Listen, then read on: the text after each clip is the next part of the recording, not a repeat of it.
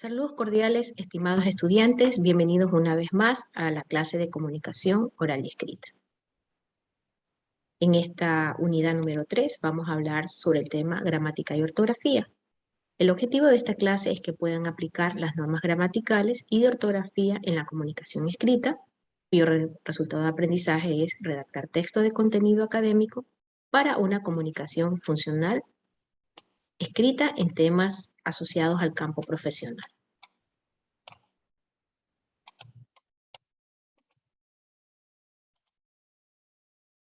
Si hablamos de gramática, decimos que para los romanos y los griegos se consideraba como el arte y el dominio de las palabras o de las letras. La gramática es una de las partes de la lingüística y que en su sentido más estricto estudia la estructura de las palabras, las formas en las que éstas se enlazan y los signos a los que tales combinaciones dan. La gramática comprende dos aspectos muy importantes como es la morfología y la sintaxis. La morfología es la que se encarga de la estructura de las palabras, las variaciones y la constitución interna de las palabras. Por ejemplo, los sustantivos, los adjetivos, los adverbios, etc. La sintaxis es la que analiza la manera en que se combinan las palabras y los grupos que las forman. ¿Cómo están estructuradas las palabras? Las palabras están estructuradas a nivel morfológico en lexema, raíz y morfema. El lexema o raíz son los elementos que aportan el significado fundamental de la palabra. Por ejemplo, en la palabra panadera, panadero y empanada, el lexema o raíz es la palabra pan. Y en el caso de la palabra florero, florista y florecer, el lexema o raíz es la palabra flor. Los morfemas son los elementos que se añaden al lexema y que estos aportan los rasgos léxicos. Es decir, era, adero y hada son los elementos que van añadidos al lexema y aportan esos rasgos, ¿no? Por ejemplo, en la palabra colorear y descolorido, el lexema es la palabra color y el morfema es ear, ido, ¿no? En el caso de la palabra des es un sufijo. Pero los morfemas se dividen en morfología flexiva y morfología léxica. ¿Qué es la morfología flexiva? Es la que estudia las variaciones de las palabras en las que se producen algún cambio gramatical con consecuencias. Por ejemplo, en relación al género, al número, al tiempo, al modo, etc. Y la morfología léxica, también conocida como la formación de las palabras, es decir, la que se encarga de estudiar la estructura de las palabras y las pautas que forman su construcción o derivación. Es así que la unidad mínima de la morfología es el morfema. ¿Qué es la sintaxis? La sintaxis es la manera de combinar y ordenar las palabras dentro de un discurso, ya que nos permite realizar el análisis de una oración, descubrir la relación y la función que cumplen las palabras que la conforman. Este análisis nos informa en el orden concreto que debe tener las palabras dentro de una frase. Por lo tanto, esas unidades sintácticas son las palabras o las piezas léxicas que al combinarse con otras palabras van formando las oraciones, las frases y las cláusulas. Es así que existen 9 clases sintácticas de palabras que son las que vamos a ver a continuación.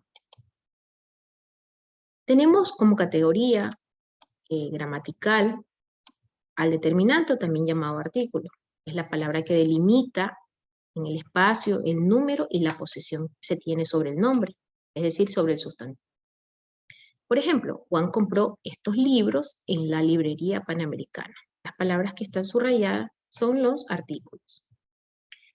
El sustantivo, en algunos otros idiomas también se lo conoce como el nombre, es la palabra que sirve para nombrar a las personas, los lugares, los seres vivos, las cosas, o también las partes de alguna cosa o realidad abstracta. También se lo denomina como el núcleo del sujeto en una oración. Juan compró un libro en la librería Panamericana, y de esta manera podemos decir que tenemos 4 sustantivos en esa oración. El pronombre es la palabra que sustituye al nombre y además puede significar cosas muy diferentes según el contexto de la oración y también puede ser el núcleo del sujeto cuando este sustituye al sustantivo. Él compró un libro para nosotros en la Panamericana. Tenemos que los pronombres él y el pronombre nosotros en esa oración. El adjetivo es la palabra que explica cómo es el nombre, es decir, lo cualifica, ya que nos otorga una cualidad que puede ser de forma, por tamaño, y en relación a las personas también nos van a indicar sus estados anímicos o los rasgos de su personalidad con respecto a su carácter. Por ejemplo, Juan compró un costoso libro en la famosa librería panamericana. Las palabras subrayadas son los adjetivos.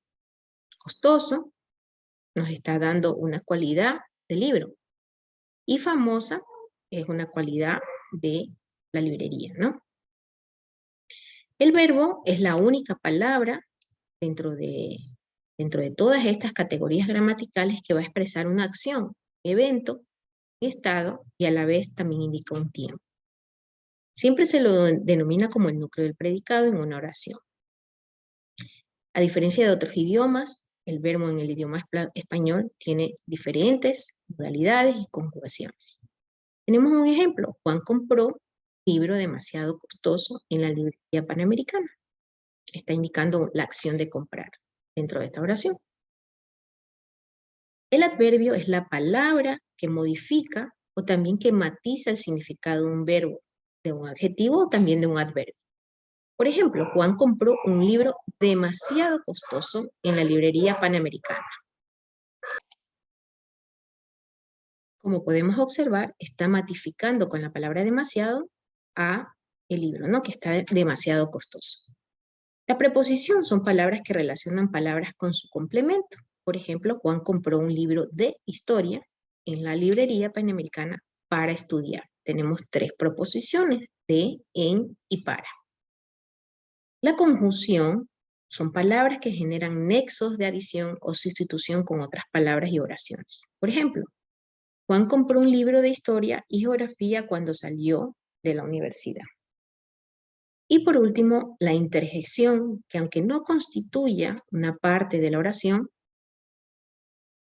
expresan también un sentimiento vivo, ¿no? Con la expresión, por ejemplo, hola, ¿cómo? Vamos a hablar de la ortografía.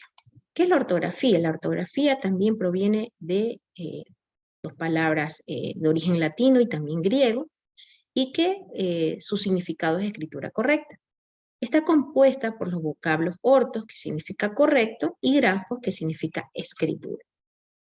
Es el conjunto de reglas y convenciones que rigen el sistema de escritura habitual que está establecido en una lengua estándar. También es una parte de la gramática que se ocupa de la forma correcta de escribir las palabras, los signos auxiliares y los de puntuación. ¿Con qué objetivo? Con el de poderse comunicar a través de la escritura. En la lengua española, la institución que se ha encargado de la labor de crear un tratado ortográfico es la Real Academia Española de la Lengua.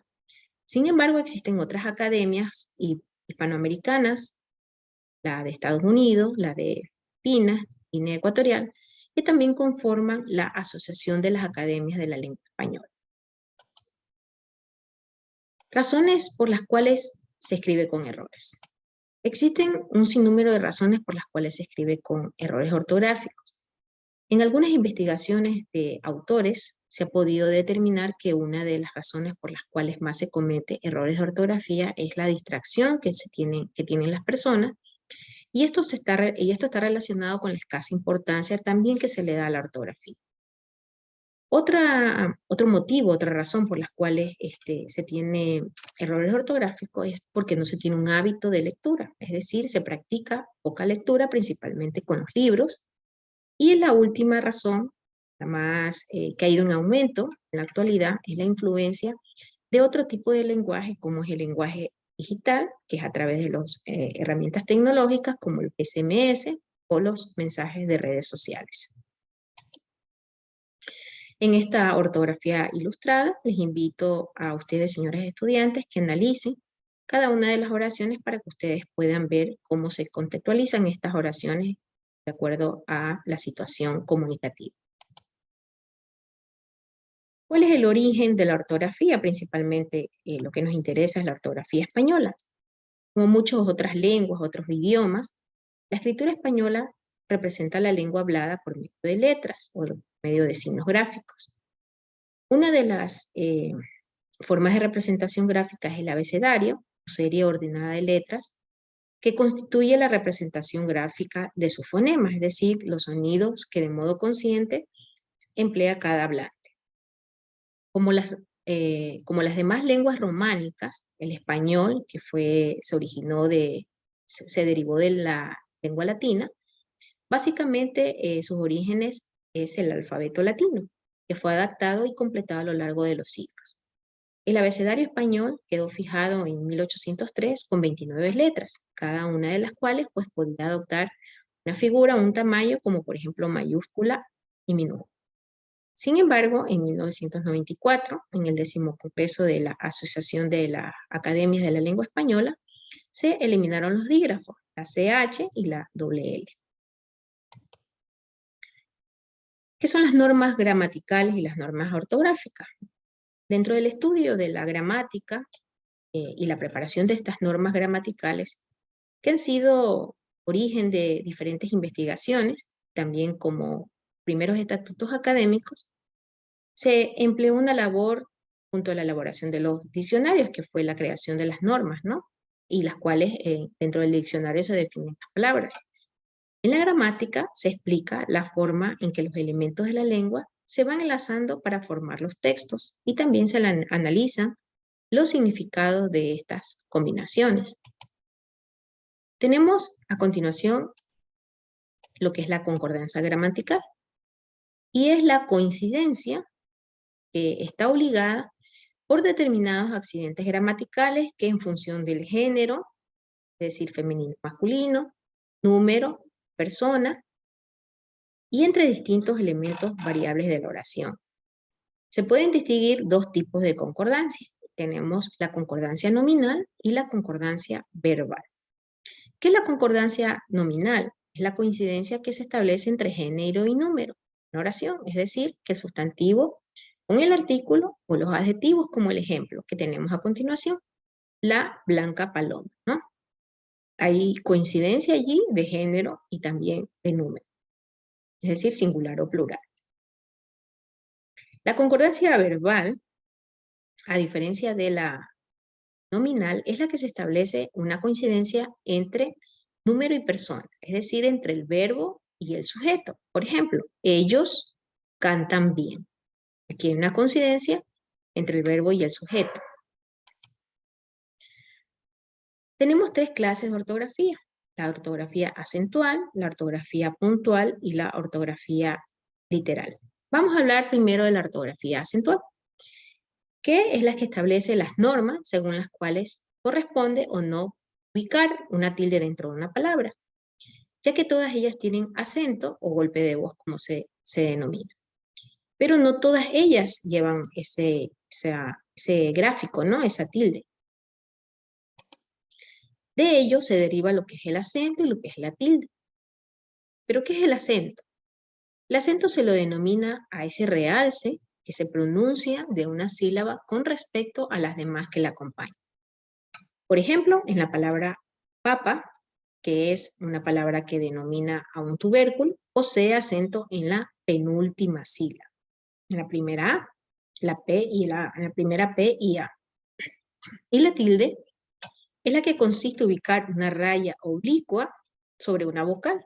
Y además indica que la sílaba de la cual forma parte es tónica. Es decir, que está acentuada.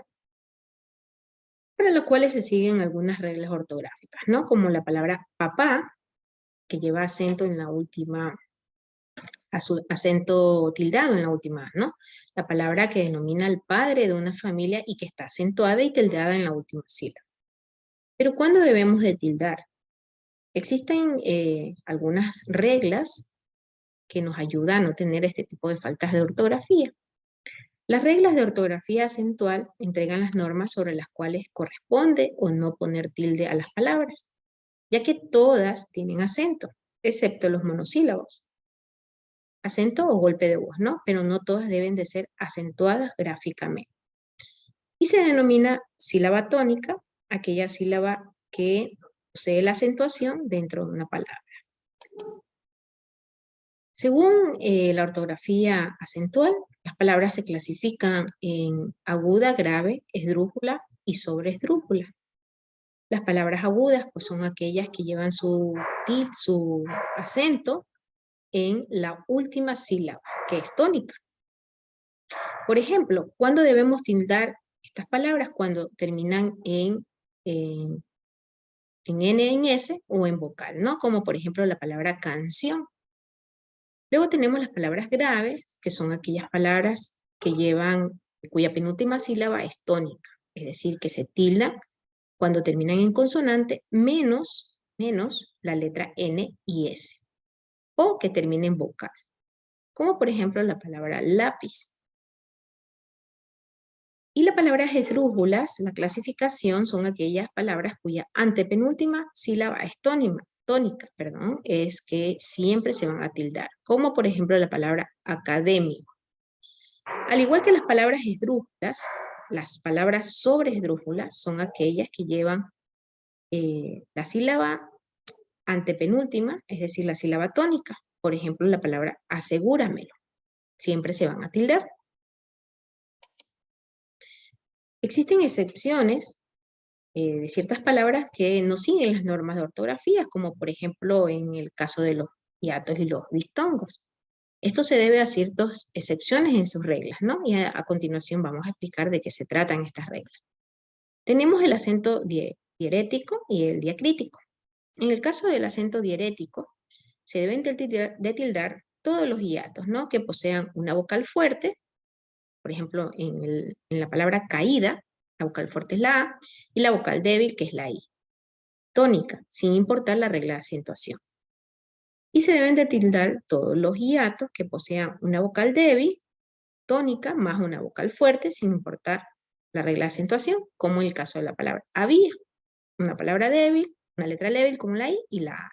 Una palabra fuerte, vocal fuerte. En el caso del acento diacrítico, la tilde no sigue las normas de acentuación, es decir, se utilizan cuando existe una palabra monosílaba que posee más de un significado dentro de una oración. Tenemos el ejemplo de sí, el monosílabo, ¿no? Como conjunción no se tilda, pero como afirmación debe de llevar la tilde. Aún cuando reemplaza a la palabra incluso, no lleva tilde, y aún cuando reemplaza a la palabra todavía, sí lleva tilde. Y más como conjunción no se tilda, y más como adverbio de cantidad, sí se tilda. El acento diacrítico es el que la tilde se va a utilizar para poder diferenciar sobre todo los significados que se tiene sobre palabras que son comúnmente monosílabos, no solo en el caso de los monosílabos. Y en esta tabla pues podemos observar en el caso de preposición, espero de pie, no lleva tilde, y de como una forma del verbo dar, por ejemplo, de recuerdos a su mujer de mi parte, sí lleva tilde. El como artículo definido del singular masculino, por ejemplo, el perro es de color marrón, no lleva tilde. Y él como un pronombre personal, él es muy alto, debe de llevar tilde, ¿no? Más como conjunción adversativa que equivale al significado de la palabra pero, quiso partir, más no lo dejaron, no lleva tilde. Y más como adverbio, soy más alto que tú, sí lleva tilde. Mi como adjetivo posesivo no lleva tilde, como el ejemplo mi casa es grande. Y mi como pronombre personal, para mí sí lleva tilde. Se como pronombre personal de acusativo, el chico se fue, no lleva tilde. Y se, primera persona del singular, no lo sé, sí lleva tilde. Sí como conjunción de latín sí, dime si te acusaron, no lleva tilde. Y sí, adverbio afirmativo, me costó darle el sí a su proyecto. Te como pronombre personal, te daré el libro mañana, no lleva tilde. Y te como sustantivo, la hora del té, con la tilde. Tú como adjetivo, tu casa es grande. Y tú como pronombre, tú me debes dinero, sí lleva tilde. Ahora tenemos lo que es la ortografía puntual, que es aquella que da sentido al pensamiento escrito o hablado, ¿no? Y con la ayuda, por ejemplo, de los signos ortográficos, que son indispensables en la aplicación que sea adecuada, ¿no? Le dará esa idea, que es lo que se quiere expresar, en un sentido preciso y también deseado.